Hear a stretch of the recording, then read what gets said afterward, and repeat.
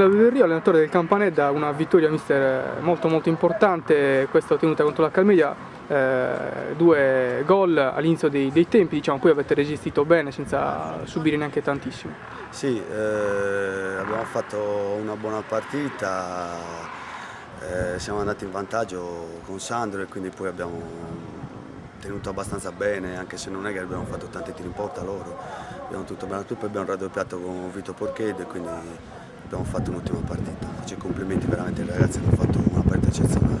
Ecco, domenica si conclude il campionato, voi siete in piena corsa anche per il primo posto, adesso vedremo mercoledì questo recupero che c'è tra Ginnasium e CUS. Le chiedo quanto ci credete voi, lei e i giocatori con la società. Guarda, noi fino alla fine, finché la matematica proprio non ci dà per spacciati, ce la giochiamo fino alla fine. Ormai il campionato è andato così, avevamo tanti punti di vantaggio, li abbiamo bruciati con delle partite perse con rigori sbagliati. Alla fine pazienza, però almeno i playoff cercheremo di farli in tutti i modi, anche se sono sicuro che domenica sarà una partita difficile lì col Minerva, perché loro, visti i risultati di oggi, con una vittoria possono anche sperare, quindi sarà difficile. Sarà difficile anche comunque per il CUS e per le altre squadre, perché anche il Tiesi penso che si deve salvare, quindi andiamo lì e ce la giochiamo, consapevoli comunque di dover ottenere il massimo risultato per cercare di centrare questi playoff almeno.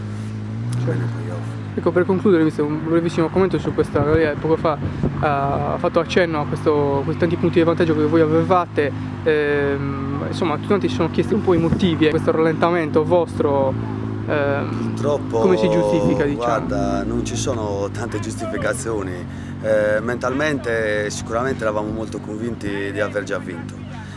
Mancavano 7 partite, noi avevamo anche 6 o 7 punti di vantaggio se non mi ricordo. Abbiamo sbagliato 2 partite in casa col CUS, abbiamo perso la Macomer e quindi abbiamo messo in gioco tutti quanti gli altri. Pur avendo avuto anche un po' di sfortuna in queste partite, perché contro la Sprint Italy abbiamo sbagliato un rigore al 90esimo, quindi anche lì a Silico lo stesso stavamo vincendo 3-2 e poi siamo andati a pareggiare proprio al 90esimo, abbiamo perso punti alla fine. È stato un crollo non tanto fisico, perché i ragazzi comunque hanno tenuto abbastanza bene fisicamente. Anche io ci ho visto, insomma, che la squadra ha corso però proprio un calo mentale, forse la convinzione di essere già arrivati a quell'obiettivo ci ha un po' penalizzato, quindi vediamo un po' di rimediare almeno con qualche risultato positivo adesso. Certo. Va bene, mister, noi la ringraziamo, gli facciamo grande in bocca al lupo per quello che sarà, insomma, sarà al primo posto oppure playoff. Complimenti per la vostra stagione. Grazie anche a voi, complimenti anche a voi, grazie.